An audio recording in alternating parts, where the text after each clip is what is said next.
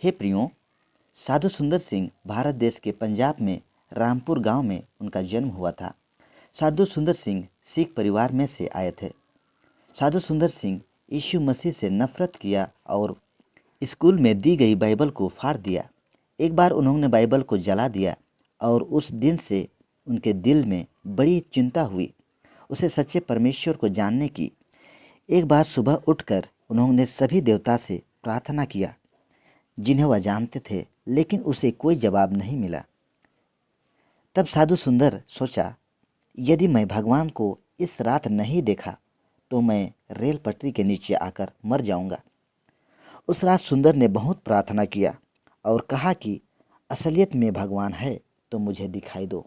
थोड़ी देर के बाद वह कमरा रोशनी से भर गया और उन्होंने प्रभु यीशु के सुनहरा चेहरा को देखा। कीलों से ठोके हुए यीशु के हाथ को देखकर साधु सुंदर सिंह घबरा गया और एक आवाज़ उसने सुना। वह कहता है कि हे प्रिय, मैंने अपना जीवन तुम्हें दे दिया है, तुम क्यों मुझे सता रहे हो। उसका मन प्रकाश से प्रफुल्लित हो गया और चिल्लाया कि मैंने प्रभु यीशु को देखा है। तुरंत उसके पिताजी जाग कर कहा कि तूने 3 दिन पहले कहा था कि बाइबल को तुमने जलाया है और अब ये क्या कह रहे हो। सुंदर ने कहा, प्रभु को देखा है और दिल में बहुत शांति मिला। सुंदर के पिता ने उसे यीशु को छोड़ने के लिए कहा, वरना तुम मेरा बेटा नहीं और तुम मेरे घर में से चले जाओ। सुंदर ने अपने स्वर्गीय पिता पर विश्वास किया और यीशु मसीह की गवाही की तरह जीने के लिए अपना घर छोड़ दिया। एक दिन साधु सुंदर के रिश्तेदार ने उसे भोजन करने के लिए बुलाया। उस भोजन में उसने जहर मिलाया। साधु सुंदर उस भोजन को खाया और बाहर निकला और एक पादरी के घर पहुंचा। उस पादरी ने साधु सुंदर की हालत को देखकर डॉक्टर को बुलवाया। डॉक्टर ने कहा, सुंदर के शरीर में बहुत भयानक जहर है और वह मर जाएगा। लेकिन सुंदर ने प्रार्थना किया और अगले दिन वह ठीक हो गया। 2 दिन के बाद डॉक्टर जब सुंदर की हालत को देखा तो चकित हो गया और वह भी यीशु मसीह का चेला बन गया। साधु सुंदर सिंह 16 वर्ष की उम्र में वह बपतिस्मा पाया और कई घटनाओं का सामना करना पड़ा, लेकिन यीशु का अनुकरण करने में पीछे नहीं हटा। एक बार सुंदर के रिश्तेदार बुलाया और सोना चांदी और सारा संपत्ति उसको दिखाया। यदि तुम यीशु मसीह का अनुकरण करना छोड़ दोगे तो यह सब तुम्हारा हो जाएगा। तब सुंदर मुस्कुराया और उनसे कहा, मुझे किसी भी चीज़ की ज़रूरत नहीं है।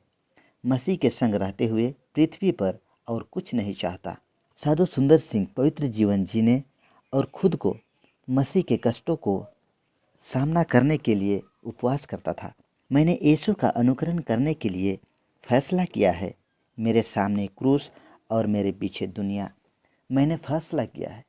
इस गीत को गाते हुए साधु सुंदर सिंह हिमालय में अपने हाथ में एक बाइबल और एक चादर लेकर तिब्बत में वचन प्रचार करने गया। साधु सुंदर सिंह का सुसमाचार का सेवकाई के दौरान अपने जीवन में कई कठिनाई, समस्या, विरोध और खतरे का सामना करना पड़ा, लेकिन उसने यीशु को पीछा करना नहीं छोड़ा। सुंदर पर नेपाल में सुसमाचार प्रचार करने का आरोप लगाया गया और वहां जेल में डाला गया।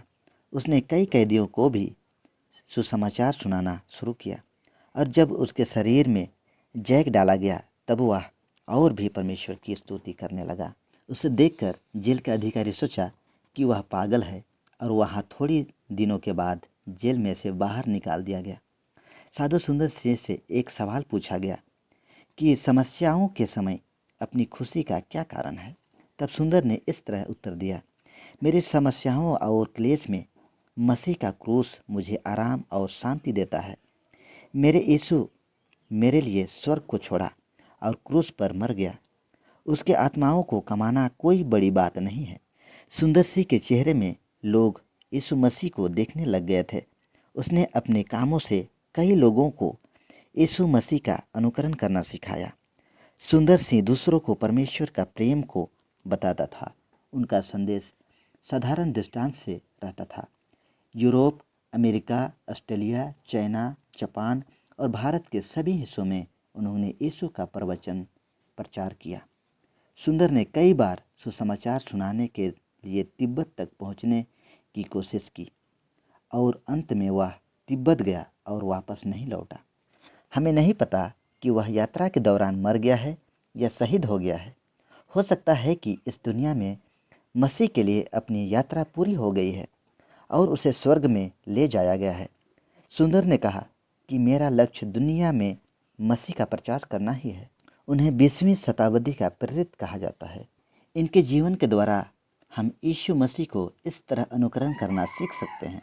आज परमेश्वर हमसे ये कहता है, तुम भी मेरी सच्ची चेला बनना चाहते हो तो विश्वास से प्रार्थना करो, प्रभु का इच्छा जानो और अच्छी मसीह की तरह अपना जीवन व्यतीत करो।